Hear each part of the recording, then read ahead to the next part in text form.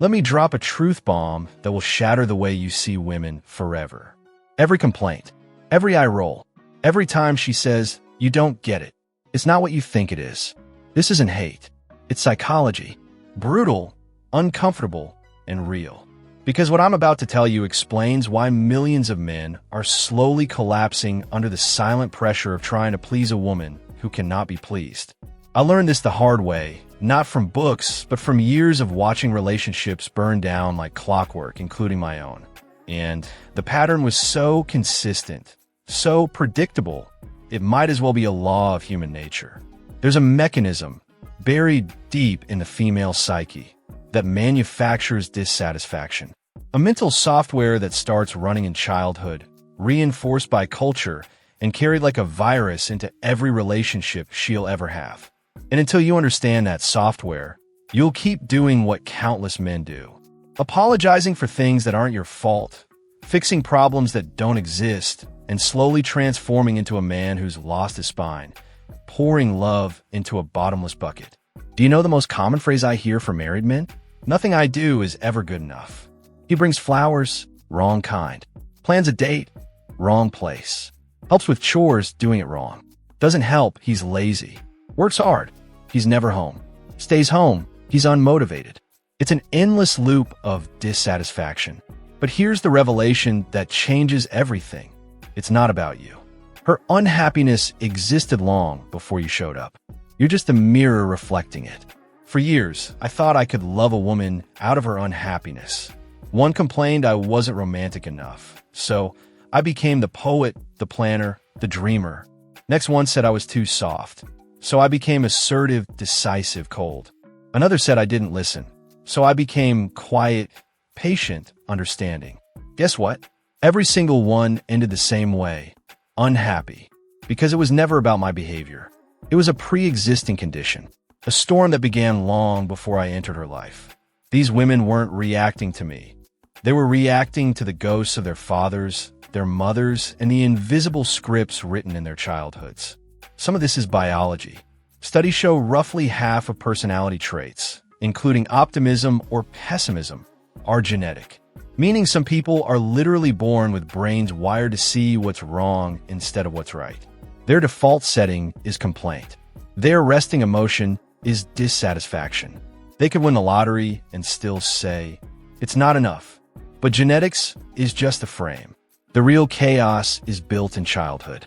Nearly every chronically unhappy woman I've met grew up with one of two imprints, sometimes both. The first, a broken bond with her father.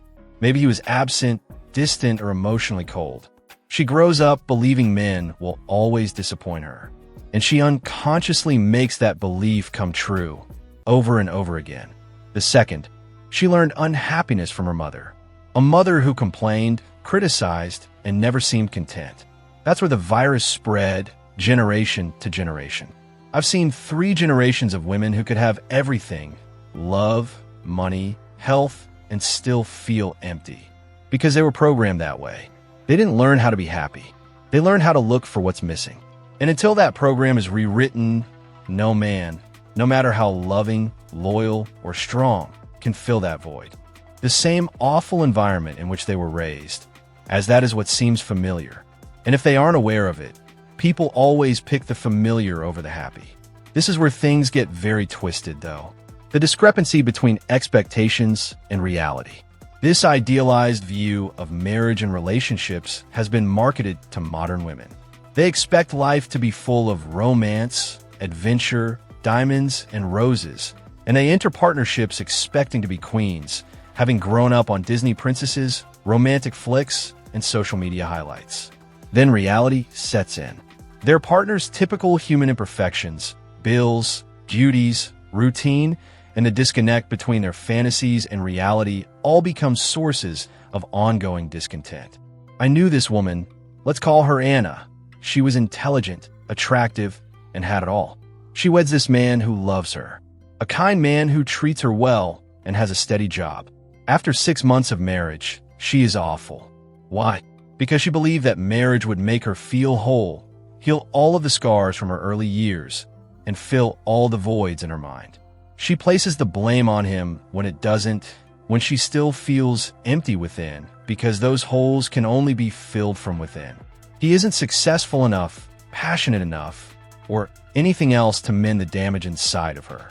This projection, in which interior emptiness is attributed to outside factors, is something that many people go through.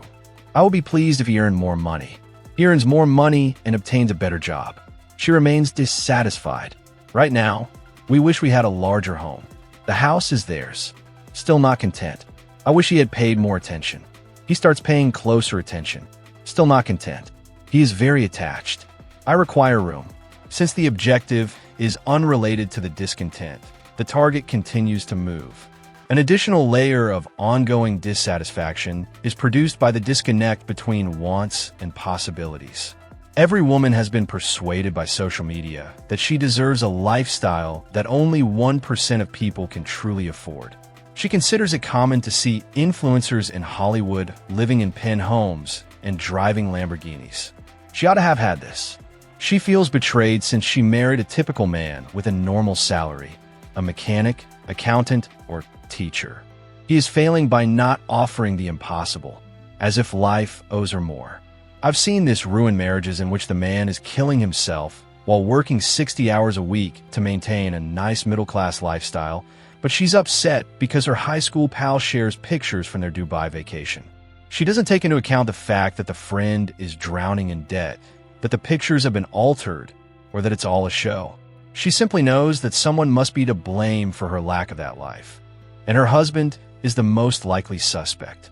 However, the discontent persists through what I refer to as the devaluation mechanism, even when women achieve everything they believe they desired. It resembles a law of psychology. She believes that something loses value the instant it becomes hers. She desired a lover when she was single. She wants to get married after getting a boyfriend. After getting married, she decides she wants a new type of man. The same applies to everything. Desires straight hair, gets a perm, and has curly hair.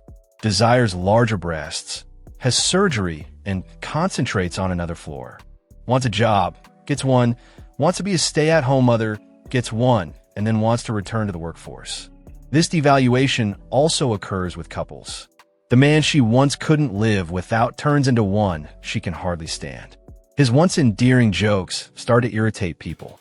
His once attractive stability turns monotonous. His loving attention turns into an oppressive one. Her perception was the only thing that changed. She is unaware that this is a trend in her own psychology, though. She believes he has changed. He deceived her. He is not who she believed him to be. You see, women's happiness is being poisoned by comparison and envy at a degree never before observed in human history. These days, every woman has access to thousands of other women's lives, or at least the well-edited versions they post online. When she witnesses her neighbor's new car, her sister's renovation, her friend's weight reduction, or her colleague's anniversary gift, everything becomes proof of how inadequate her own life is. Women fabricate whole stories of discontent based on these comparisons more frequently than most people realize. For their anniversary, Sarah was taken to Paris by her spouse. I just had dinner with you. Ignore the fact that Sarah's husband is in counseling and has cheated twice as well. Maria's spouse is always there to help with the children. Ignore the fact that Maria's husband has nothing better to do because he is unemployed. She only notices things that other people have that she does not. She never has anything that other people don't. It is impossible to overestimate the impact of social media. These days, all women compare their real lives to other people's highlight reels, their real relationships to other people's performances, and their real challenges to other people's idealized perfection. This results in a chronic state of feeling inferior, deceived, and uncomfortable. She was forced to face reality, while everyone else seemed to have it all. However, the majority of males don't comprehend this. Many women are incredibly dishonest, not because they're awful people, but rather because they have been indoctrinated from an early age to put on masks, act out parts, and be whoever they need to be in order to attract and retain a man. When they are high maintenance, they portray themselves as laid back. When they are cold, they portray themselves as sexual. When they despise cleaning, they portray themselves as domestic. And when they're controlling, they portray themselves as agreeable. When a mask slips off after marriage, they're upset with him for not seeing through it and frustrated at having to fake for so long. Women who believe they can't be who they truly are because they wouldn't be chosen are a pattern I've seen several times. As a result, they perform, and this weariness leads to resentment, which then shows up as persistent discontent. She is not being genuine, which makes her miserable. However, she feels that her true self is insufficient. Thus, she is unable to be herself. Thus, she is ensnared in this show that degrades everyone. There is a significant immaturity component that is increasing with every generation. Many women approach relationships knowing only what society, friends, family, and Instagram expect them to desire, rather than what they truly want. They have never established their own principles, objectives, or self-concept apart from outside approval. They so enter and remain in partnerships for the wrong reasons and question why they are miserable. These women don't know where they stop and others start. Thus, they don't have limits. They feel overburdened, worn out, and dissatisfied with a life that isn't truly theirs after absorbing everyone's feelings, issues, and expectations. They made decisions about their path based on what they believe they should desire rather than what they truly want. Their lifestyle based on what appears appealing on social media, and their relationship based on what would impress others. Then there's the feminist superiority complex that contemporary women are predisposed to. Ladies have been taught that ladies are goddesses, queens, and deserving of all things. Men should be appreciative of their very existence. They perceive males as inferior creatures who exist to serve, support, and revere them as a result of this dynamic. Here's the conundrum, though. What you consider inferior cannot be respected. Furthermore, a relationship with someone you don't respect cannot be enjoyable. I knew a woman who unironically referred to males as animals, made statements such as, "All men are dogs." She treated every man as a servant who should be appreciative of the chance to support her. But she also questioned why she felt empty and why the connection felt hollow, all the while questioning why she couldn't find happiness in partnerships. You can't have a real relationship with someone you consider inferior. Psychologically, it isn't conceivable. Dating women who appear to purposefully undermine their own happiness can be confusing for many people. She causes upheaval while claiming to seek stability. She causes fights after declaring her desire for peace. She rejects affection even if she claims to crave love. This is not deliberate manipulation. It is the result of unconscious conditioning. Because dysfunction is familiar to her, she is reproducing the dysfunction she is familiar with. Many women don't even recognize happiness when they feel it because of the deep-seated childhood wounds. I've seen women in truly healthy relationships make trouble out of nothing because the stability feels suspect, the happiness feels fleeting, and the peace feels off. Why not ruin it now rather than wait for it to end? They make happiness unattainable because they firmly believe that it isn't possible. Dating women who appear to purposefully undermine their own happiness can be confusing for many people. She causes upheaval while claiming to seek stability. She claims to desire peace, then instigates arguments, claims to want love, and then rejects tenderness. This is not deliberate manipulation. It is the result of unconscious conditioning. Because dysfunction is familiar to her, she is reproducing the dysfunction she is familiar with. Many women don't even recognize happiness when they feel it because of the deep-seated childhood wounds. I've seen women in very healthy relationships fabricate issues out of thin air because the stability seems dubious, the happiness feels fleeting, and the tranquility feels off. So instead of waiting for it to end, why not destroy it now? They make happiness unattainable because they firmly believe that it isn't possible. I frequently witness women ruining healthy relationships due to what I refer to as grass is greener syndrome on steroids. It goes beyond simply speculating that someone else might be superior. Every day, it is inundated with pictures and tales of how much better everything else has. Engagement announcements, baby announcements, promotions, vacation pictures, and more abound in her stream transformation pictures, and each one seems to be proof that she made a poor decision, accepted less, or passed up more. Men rarely comprehend the additional layer of unhappiness that the biological clock adds. Due to their limited opportunities for marriage, having children, starting a family, and other life experiences, women suffer from underlying anxiety that erodes their happiness. She is either hurrying to reach milestones and feeling pressured, or she has reached milestones and is disappointed that they didn't please her as she had hoped, or she has missed milestones and is upset about what she will never have. I recall speaking with a woman in her late 30s who had a prosperous career, a lovely apartment, a respectable relationship, but was utterly miserable. Something she said really stuck with me. I followed the plan I created when I was 20 years old exactly, but it was incorrect, and it is now too late to go back.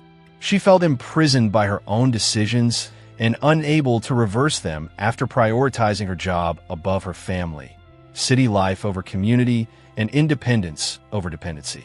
Women frequently unintentionally cause their own misery by the testing and manipulation they engage in. To feel safe, they challenge boundaries, but doing so leads to conflict. They use manipulation to satisfy their desires, yet manipulation erodes credibility. Drama wears everyone out, yet they make it to feel intense. They think they're attempting to find happiness, but in reality, they're setting up the circumstances for their own misery. Indeed, the princess programming that is ingrained in women from an early age sets them up for lifelong discontent. Every young girl is told she is special, different, worthy of Prince Charming, and worthy of living a life straight out of a fairy tale. After she grows up, life becomes routine. Her Prince Charming has soiled socks and morning breath. There is no happily ever after in the castle, which is a 2-bedroom flat. Instead, there is just everyday life with all of its typical difficulties and setbacks. Another layer is added by the economic reality. The notion that women can have it all has been promoted to them. Career, family, romance, adventure, fortune, and fulfillment all at once. However, trade-offs are a part of reality. Success in the workplace frequently implies less time with family. Putting family first frequently entails sacrificing one's profession. Less adventure is frequently associated with financial security. However, accepting these compromises seems like settling and failing. As a result, they are never content with whatever they have decided. I've seen stay-at-home moms sad because they don't have careers, successful career women miserable because they don't have families, and women attempting to balance both miserable because they're worn out and feel like they're failing at everything. Because there's always something they're not accomplishing. The have-it-all myth has produced a generation of women who feel like failures regardless of their accomplishments. However, this is the most sinister reality regarding female discontent. It has become an identity for many women. By whining, they connect with other women. They attract attention by playing the victim. They absolve themselves of accountability by attributing their discontent to others. They don't know who they would be if they were happy because they have been sad for so long. To be happy, they would have to alter their entire perspective on the world, which is terrifying. Many people encounter this peculiar situation when trying to cheer up an unhappy woman only makes matters worse. She finds another issue after you fix the first one. She develops another demand as you satisfy hers. She makes another complaint after you resolve the first one. Because the identity, the familiar feeling, and the known state of being are what generate the misery rather than the difficulties. Happiness would seem unfamiliar, uneasy, and dubious. This has been exacerbated in numerous ways by the treatment culture. Many women learn to pathologize everything, to perceive trauma everywhere, and to hold childhood responsible for adult decisions rather than learning to be thankful, accept imperfection, and accept responsibility. They grow to exhibit what I refer to as therapeutic narcissism, unending attention to their own problems, demands, and recovery process without considering the impact their dissatisfaction has on those around them. After 10 years of therapy, the woman in this relationship I knew had become more unhappy rather than happier because she now had psychological terminology to support all of her grievances. He did not sufficiently acknowledge her emotions. When he was exhausted after work, he was emotionally inaccessible. When he didn't agree with her account of what happened, he was gaslighting her. Instead of assisting her in accepting responsibility, the treatment provided her with increasingly complex ways to place the blame on him. There are remedies for female dissatisfaction, but they call for actions that the majority of contemporary women refuse to do. Sincere introspection, accepting accountability, reducing expectations to reflect reality, being thankful, prioritizing significance over happiness, and embracing one's own and others' imperfections. These solutions aren't sexy. Their Instagram posts aren't very excellent. They're not validated from other ladies, although they are employed. It is more common than most people know that women can only find happiness after experiencing several failed relationships that make them examine themselves. Some women come to the realization that they are the common denominator after blaming 3 or 4 different guys for their unhappiness. Some people become aware of their own tendencies after causing the same issues in other relationships. Some people come to appreciate their possessions after losing decent guys to their ongoing discontent. But because it's simpler than change, the majority of women continue to remain unhappy. It's simpler to point the finger at him than to look within. Wanting more is simpler than appreciating what already exists. Complaining is simpler than doing something about it. Staying dissatisfied is easier than putting forth the effort necessary to be happy. And why would women change in a society that teaches them they are ideal just the way they are, and that any unhappy people are the fault of others? For men, the effect is devastating. Good men try to make miserable women happy for years, decades, or even their entire lives, not realizing that it is impossible. They give up their own desires, happiness, and identity in an attempt to fill a void that cannot be satisfied by others. They attempt to satisfy someone who cannot be pleased, which causes them to experience worry, depression, lose confidence, and lose themselves. I repeatedly witness guys being ruined by this dynamic, reduced to shells of themselves, always apologizing for their existence, treading carefully in their own houses, and being terrified to breathe incorrectly for fear of causing yet another wave of discontent. They believe she will be content at last if they just put forth more effort, do more, and improve. She won't, though, because he isn't the source of the discontent. The fact that you cannot make an unhappy woman happy is the toughest thing for men to comprehend. She will be unhappy with you and unhappy after you if she was unhappy before you. What's broken inside her cannot be fixed by your love, your efforts, or your presence. She alone is capable of doing the work, and most won't, since it's simpler to place the blame on you than to make the necessary corrections. This does not imply that all women experience chronic unhappiness or that relationships cannot be happy. However, it does indicate that a lot of women carry expectations, patterns, and programming wounds that make happiness very challenging no matter what happens outside of them. Additionally, if you're with one of these ladies, you must realize that you have no control over her discontent and that it is not your fault. The test is easy to take. Did she seem content before you met her? Does she exhibit a consistent pattern of contentment in other facets of her life? Does she accept accountability for her own feelings? Does she consistently express gratitude? Are her expectations reasonable? You're with someone who is consistently dissatisfied if the response to any of these questions is negative. Additionally, nothing you do or don't do will change it. Women are always unhappy because of this. It is due to internal programs that have been in place from childhood that produce discontent regardless of the outside world, not because of men or circumstances. Realizing this spares you the pointless effort of attempting to fix something you didn't break and are unable to fix, but it doesn't address the issue. No matter what you do, who she is with, or what she has, she will continue to be miserable until she accepts that she is responsible for her own happiness. Music